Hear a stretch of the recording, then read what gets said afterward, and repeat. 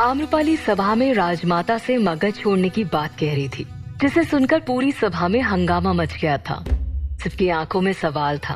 सभी अपने चेहरे पर प्रश्नवाचक भाव लिए आम्रपाली की तरफ देख रहे थे। राजमाता भी ये बात समझ नहीं पाई और उन्होंने सम्राट की तरफ देखा। सम्राट के चेहरे पर भी हैरानी के भाव थे। राजमाता ने तुरंत आम्रपाली से कहा कि तुम क्या कह रही हो आम्रपाली? तुम मगध छोड़कर क्यों जा रही हो? आम्रपाली ने अपने हाथ में रखी कपड़ों की गठरी को नीचे रख दिया और राजमाता के सामने हाथ जोड़ते हुए कहा, राजमाता, आपने इस पूरी सभा के सामने हमारे और सम्राट के विवाह की घोषणा की थी। हम आपके इस निर्णय का सम्मान करते हैं और आपके आभारी भी हैं, लेकिन हम क्षमा चाहते हैं, हम ये विवाह नहीं कर सकते। विवाह नहीं कर सकते? इसका क्या मतलब है? मुख्यमंत्री वसुदेव के मुख से एकाएक ये सवाल निकल पड़ा, लेकिन इस सवाल का जवाब पूरी सभा भी सुनना चाहती थी। आम्रपाली ने मुख्यमंत्री वसुदेव की तरफ देखा और कहा, क्योंकि हम ये विवाह नहीं करना चाहते और जब हम स्वयं इस विवाह से इनकार कर रहे हैं तो हमें उम्मीद है कि किसी को भी इस बात से आपत्ति नहीं होगी। रानी चेलना आम्रपाली की बात को सुनकर अंदर ही अंदर बहुत खुश थी। वो मन ही मन कहती हैं, अरे वाह, हमारी योजना तो वाकई में काम आ गई। इस आम्रपाली ने तो पूरी सभा में ही विवाह करने से इनकार कर दिया। अगले ही पल सम्राट अपने स्थान पर खड़े हो गए और आम्रपाली के पास जाकर उसे समझाते हुए कहते हैं, क्या हुआ आम्रपाली, आप ऐसी बातें क्यों कर रही हैं?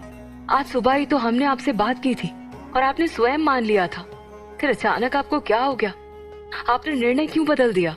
आम्रपाली ने सम्राट का जवाब देना उचित नहीं समझा, बल्कि उनके सवालों को नजरअंदाज करते हुए वो राजमाता की तरफ देखकर कहती है, राजमाता, विवाह जब होना ही नहीं है तो फिर हमारे यहाँ रहने का कोई मतलब भी नहीं है, इसलिए हमें यहाँ से जाने की अनुमति दीजिए। सभा में बैठे अंतेनाग, विशाखा, वर्षकार के चेहरे पर चिंता के भाव थे। सम्राट भी आम्रपाली को समझाना चाहते थे। उन्होंने अपना मुंह खोला ही था कि राजमाता ने कहा, पुत्री, तुम विवाह नहीं करना चाहती तो कोई बात नहीं, पर महल छोड़कर जाने की क्या आवश्यकता है? तुम यहाँ रह सकती हो। तो आम्रपाली ने कहा, राजमाता, हम नहीं चाहते कि हमारी वजह से इस महल पर या सम्राट पर कोई उंगली उठाए, इसलिए हमें मजबूर मत कीजिए और हमें अनुमति दीजिए। अब हम यहाँ नहीं रुक सकते। ऐसा कहते हुए आम्रपाली ने अपने कपड़ों की गठरी उठा ली और वहां से बाहर की तरफ जाने लगी। तब सम्राट ने आम्रपाली पर क्रोधित होते हुए कहा, ठीक है आम्रपाली, यदि आपकी यही इच्छा है तो इस बार हम भी आपको नहीं रोकेंगे। जाइए, जहाँ भी आप जाना चाहती हैं चली जाइए। इतना कहकर सम्राट तिलमिलाते हुए आम्रपाली के निकलने से पहले खुद सभा से बाहर निकल गए। सम्राट के जाने के बाद आम्रपाली ने वहां बैठे सभी लोगों की तरफ हाथ जोड़ा और मायूसी से भरा चेहरा लेकर सभा से बाहर निकल गई। सभा में हलचल मच गई थी। राजमाता ने सभा को तुरंत समाप्त करने की घोषणा की और अपने स्थान से उठकर सम्राट के पीछे पीछे चली गई। अंतेनाग और विशाखा भी सम्राट को समझाने के लिए उनके पास गए। रानी चेलना आज बहुत खुश थी। वो तुरंत अपने कक्ष में आई और आम्रपाली और सम्राट के विवाह के लिए लाए हुए फूल, जिससे उनके कक्ष की सजावट होनी थी, उसे आसमान में उछालकर खुद के ऊपर बरसाने लगी और अपनी चूनर को हवा में लहरा लहरा कर झूमने लगी। उनके चेहरे की खुशी बता रही थी कि वो अपनी योजना में सफल हो चुकी हैं। आम्रपाली के जाने की खुशी मनाते हुए उसने कहा, कितना आसान था सम्राट और आम्रपाली को अलग करना। हमें समझ नहीं आता कि रानी कौशला देवी इतना क्यों अपना दिमाग लगा रही थी। एकमात्र कुंडली का रहस्य बताने से ही आम्रपाली ने सम्राट को छोड़ दिया। खैर, हमें क्या, इन सब से फायदा तो हमारा ही हुआ है। अपनी कुटिल बुद्धि के कारण रानी कौशला देवी कारागार में बंद है और अब आम्रपाली सम्राट से दूर है। मतलब महारानी बनने के सारे प्रतियोगी अपने आप रास्ते से जा चुके हैं। चेलना अपनी सफलता से बहुत ज्यादा खुश थी। तभी उसने कुछ सोचते हुए कहा, ये शुभ समाचार हमें रानी कौशला देवी तक पहुंचाना होगा। उन्हें भी तो पता चले कि जो वो ना कर पाई वो हमने कर दिखाया। और आम्रपाली के चले जाने के बारे में सुनकर कम से कम उस कारागार में वो चैन से रह तो पाएंगी। इसके बाद चेलना रानी कौशला देवी तक पहुंचाने के लिए एक संदेश लिखने लगती है। वहीं दूसरी तरफ आम्रपाली महल के मुख्य द्वार से बाहर जा चुकी थी और नगर के रास्ते पर थी। वो धीरे धीरे करके चल रही थी। तभी पीछे से भागते हुए वर्षकार उसके पास आया। उसने आम्रपाली को रोकते हुए कहा, रुकिए रुकिए देवी आम्रपाली, रुकिए। वर्षकार को अपने पीछे आते हुए देखकर आम्रपाली वहीं रुक गई और वर्षकार के कुछ कहने से पहले ही खुद कहती है, देखिए, यदि आप हमें रोकने के लिए आए हैं तो वापस लौट जाइए। वर्षकार ने विनम्र स्वर में कहा, देवी, हम आपको यहाँ रोकने नहीं आए, परंतु हम नहीं चाहते कि आप अकेले जाएं। यदि आपकी अनुमति हो तो क्या मैं अपनी बहन का साथ उसकी यात्रा में दे सकता हूँ? बहन?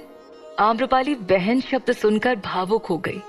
तब वर्षकार आगे कहता है, हाँ बहन, मैं हमेशा एक भाई की तरह आपकी रक्षा करूंगा, लेकिन आप हमारी सहायता क्यों कर रहे हैं? आम्रपाली ने उलझन में आते हुए पूछा। तो वर्षकार ने कहा, सम्राट के लिए। सम्राट ने सदैव मुझे अपने भाई की तरह रखा है, मैं हमेशा से उनका ऋणी रहा हूँ। देवी आम्रपाली, सम्राट आपसे प्रेम करते हैं, उनके प्रेम की रक्षा करके मैं उनके ऋण से मुक्त हो जाऊंगा। वैसे भी मगध में हमारा कोई काम है नहीं। वर्षकार आम्रपाली के साथ जाना चाहता था। आम्रपाली के चेहरे के भाव बता रहे थे कि वो उसे अपने साथ कैसे लेकर जा सकती है। काफी देर तक सोचने समझने के बाद उसने कहा, ठीक है, आप हमारे साथ चल सकते हैं, परंतु हमारी एक शर्त है। हम आपकी सारी शर्त मानने के लिए तैयार हैं। वर्षकार ने झट से कह दिया। तब आम्रपाली ने कहा, हम जहाँ भी जाएंगे आप हमारी असली पहचान किसी से नहीं बताएंगे।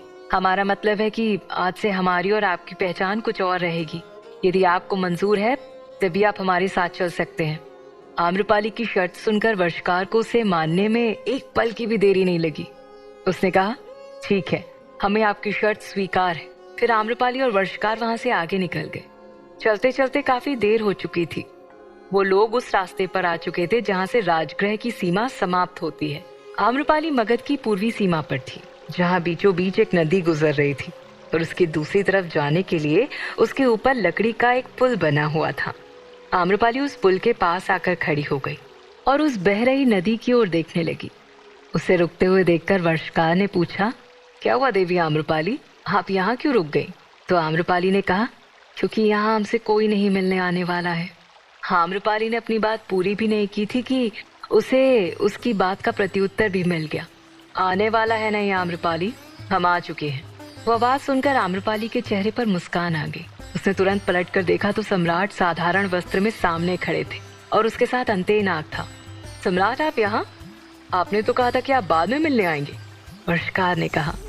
तो वर्षकार की बात सुनकर आम्रपाली ने उसकी तरफ देखकर हैरानी से पूछा, इसका मतलब सम्राट ने आपको सब कुछ बता दिया? तो वर्षकार और सम्राट ने एक दूसरे का मुंह देखा और फिर वर्षकार ने मुस्कुराते हुए कहा, जी हाँ देवी आम्रपाली, सम्राट ने हमें आप दोनों की इस योजना के बारे में पहले ही बता दिया था और उन्हीं की अनुमति से हम आपके साथ जा रहे थे, लेकिन किसी को संदेह ना हो इसलिए हमें वो अभिनय करना पड़ा। उसके लिए हमें क्षमा कीजिएगा। आम्रपाली ने हैरानी से सम्राट की तरफ देखा। तब सम्राट ने विनम्र स्वर में कहा, आपको क्या लगता है कि आप हमारे लिए हमारी इस योजना को पूर्ण करने के लिए अकेले चली जाएंगी? नहीं आम्रपाली, हम आपको अकेले नहीं जाने दे सकते। कहते हुए सम्राट आम्रपाली के समीप आ गए थे। उन दोनों को समीप देखकर वर्षकार ने कुछ पल के लिए उन दोनों को अकेला छोड़ देना ही उचित समझा। वो अंतेनाग के पास जाकर कहते हैं, चलिए तब तक हम लोग देखकर आते हैं कि कोई हमारा पीछा तो नहीं कर रहा। अंतेनाग समझ गया था कि वर्षकार ऐसा क्यों कह रहा है, इसलिए वो भी वहां से चला गया। उन दोनों के जाने के बाद आम्रपाली ने मायूस होते हुए सम्राट से कहा, सम्राट, क्या इस उपाय की पूर्ति के लिए आपसे दूर जाना उचित है? तो सम्राट ने कहा, आम्रपाली, हम कुछ ऐसा करने जा रहे हैं जो समाज की नजर में कभी भी उचित नहीं होगा। आने वाले समय में कोई आप पर उंगली उठाए वो हमसे बर्दाश्त नहीं होगा, इसलिए हमें ऐसा करना पड़ रहा है। ये सुनकर आम्रपाली की आंखें भर आई थी। उसने कहा, कैसी कश्मकश है सम्राट, जब आप करीब थे तो दूर रहे और जब पास आए तो दूर जाना पड़ रहा है। क्या आप हमारे बिना रह पाएंगे? सम्राट ने प्रेम से आम्रपाली के गालों पर हाथ रखा और समझाते हुए कहा, आपको क्या लगता है मगध छोड़कर हम महीनों आपके साथ वैशाली में रहे आम्रपाली, सिर्फ इसलिए क्योंकि हम आपके बिना नहीं रह सकते थे, लेकिन हमारे भविष्य के खातिर हमें थोड़ी तकलीफ और उठानी होगी। आपके लिए हमें सब कुछ मंजूर है क्योंकि उसके बाद आप हमेशा हमेशा के लिए हमारे साथ रहेंगी। आम्रपाली ने सम्राट से कहा, हमें आपकी प्रतीक्षा रहेगी सम्राट। सम्राट ने आम्रपाली के हाथ को अपने हाथों में थामा और उसकी उंगलियों के बीच अपनी उंगलियों की पकड़ को मजबूत करते हुए कहा, हम आपको वचन देते हैं आम्रपाली, आपको कोई भी तकलीफ नहीं होगी। वर्षकार को हमने सब कुछ समझा दिया है, वो आपको उचित जगह पर ले जाएगा और निश्चिंत रहिएगा, हम आपसे मिलने आते रहेंगे। आप हमें छोड़ने भी नहीं आएंगे सम्राट, आम्रपाली ने कहा। तो सम्राट की आंखें भी मायूस थी। उन्होंने कहा, चाहते तो हम भी हैं कि हम आपके साथ चले, लेकिन हम नहीं चाहते कि कोई भी शत्रु आपको नुकसान पहुंचाए, और इसलिए हमें और आपको इतना सारा स्वांग रचाना पड़ा, ताकि हमारे जो भी शत्रु हैं उन सभी को यकीन हो जाए कि हम और आप दूर हो चुके हैं। आप जहां भी रहें वहां तक कोई भी ना पहुंच सके। कहते हुए सम्राट ने आम्रपाली के हाथों को अपने गाल से लगाया और कहा, हमें वचन दीजिए, आप अपना ध्यान रखेंगी आम्रपाली। आम्रपाली का मन बहुत उदास था, इसलिए उसने हाँ में सिर हिला दिया। तभी अंतेनाग और वर्षकार वहां वापस लौट आए। अंतेनाग ने कहा, बाधा डालने के लिए क्षमा चाहता हूँ सम्राट, परंतु वक्त पर यदि हम महल नहीं पहुंचे तो किसी को संदेह हो सकता है। जाने की बात सुनकर आम्रपाली और सम्राट दोनों का हृदय बेचैन होने लगा था। सम्राट की व्याकुलता इतनी बढ़ गई थी कि वो आम्रपाली का हाथ छोड़ने का नाम नहीं ले रहे थे। सम्राट आम्रपाली को छोड़कर जाना नहीं चाहते थे। दोनों एक दूसरे की तरफ आंखों ही आंखों में ऐसे देख रहे थे जैसे वो वक्त को वहीं थाम लेना चाहते हो। लेकिन इस बार आम्रपाली ने अपने हृदय को मजबूत किया और सम्राट से विदा लेते हुए कहा, जल्दी आइएगा सम्राट, हम आपकी प्रतीक्षा करेंगे, विलंब मत कीजिएगा। सम्राट इतने ज्यादा उदास हो चुके थे कि उन्होंने आम्रपाली को गले से लगा लिया। उनकी आंखें भी भर आई थी, लेकिन आंसुओं को उन्होंने थाम रखा था। वो आम्रपाली के सामने कमजोर नहीं पड़ना चाहते थे। उन दोनों की पीड़ा देखकर वर्षकार और अंतेनाग भी बहुत मायूस थे। वर्षकार ने कहा, अपने प्रेयसी से दूर जाने का कष्ट क्या होता है यह हम भली भांति समझ सकते हैं।